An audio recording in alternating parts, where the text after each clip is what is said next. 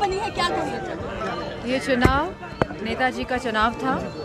हम लगातार लोगों के बीच में गए हैं, हमने यही बात रखी है और मैंने कहा था कि मैनपुरी लोकसभा क्षेत्र के लोग, जो नेताजी का परिवार है, वो इतिहास रचने का काम करेगा। और आज ये जीत जो हमें मिली है, ये जीत मेरी नहीं है, ये इस क्षेत्र के सभी लोगों की जीत है और ये जीत नेताजी को समर्पित है।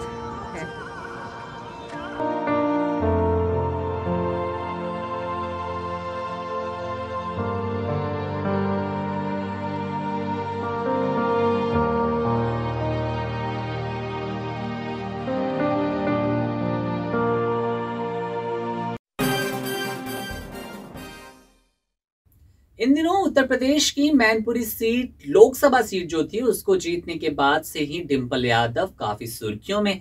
और हो भी क्यों ना, क्योंकि जो सपाइयों का गढ़ कहा जाता है मैनपुरी, जो दिवंगत मुलायम सिंह यादव ससुर जी रहे हैं डिंपल यादव के, उनके निधन के बाद से वो सीट खाली थी। उपचुनाव हुआ और उपचुनाव में जिस बम्पर वोटों से डिंपल यादव ने जीत हासिल की, वो काबिले तारीफ है। डिंपल यादव ने यहाँ पर 2,88,761 वोटों से जीत हासिल की।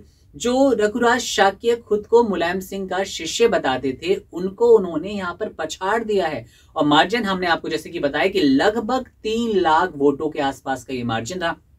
लेकिन इन सब के मध्य जहां उन्होंने मुलायम सिंह यादव का रिकॉर्ड तोड़ा, ही वहीं पर राजनीतिक जो विश्लेषक हैं, राजनीति जो इस मामले पर होनी है, वो यहां पर ये नजरिया लेकर आ रहे हैं कि सपा के दिन यहां पर अच्छे होते चले जा रहे हैं। लेकिन हम आज यहां बात सपा के दिन पर नहीं करेंगे, सपा की सफलता पे नहीं करेंगे, बात करेंगे अपर्णा यादव के इस ट्वीट पर जो अपर्णा यादव ने डिंपल यादव के लिए किया है। अपर्णा यादव ने डिंपल यादव यानी कि उनकी भाभी को कोट करते हुए लिखा कि आदरणीय भाभी जी को मैनपुरी में जीत के लिए बधाई। तो इस ट्वीट के मायने अपने आप में ही खास हो जाते हैं।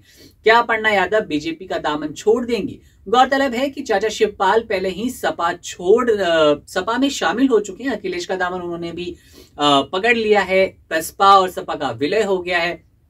जो दूरियां थी, जो खटास थी, वो मिटती हुई नजर आ रही है। दोनों पार्टी एक हो गई हैं और जो सपा उत्तर प्रदेश के इतिहास में, राजनीतिक इतिहास में एक मजबूत कड़ी के रूप में, एक मजबूत दल के रूप में उभरती नजर आ रही थी, वो और मजबूत हो गई।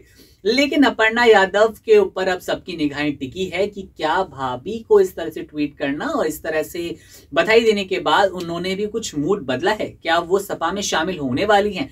क्योंकि यहां पर ये जानना भी जरूरी हो जाता है कि जब से उन्होंने बीजेपी का दामन संभाला है, थामा है, तब से बीजेपी ने उन्हें कोई खास मौके दिए ही नहीं। बीजेपी ने कभी उनको चुनाव में उतारा नहीं, या फिर यूं कह ले कि बीजेपी ने कभी उन पर भरोसा ही नहीं जताया। तो हो सकता है कि अपर्णा यादव यहां पर नाराजगी भी व्यक्त कर सकती हैं। और जिस तरह से चाचा पहले ही अपने परिवार के साथ शामिल हो गए हैं, मुलायम सिंह यादव के बाद से ही परिवार की एकजुटता बड़ा सवाल बन रही थी कि ये परिवार एक साथ रह पाएगा। तो ऐसे में बहुत से चांसेस है और यहाँ पर ये कयास लगाए जाने लगे हैं, कयास तेज हो गए हैं कि अपर्णा यादव एक बार फिर से सपा में आ सकती है, अपने परिवार के साथ लौट सकती है। जीत कितनी बम्पर थी वो आप सभी ने देखा। और एक बार फिर से सपा के अच्छे दिन, सपा की मजबूती का द्योतक बनी ये जीत, मैनपुरी लोकसभा सीट।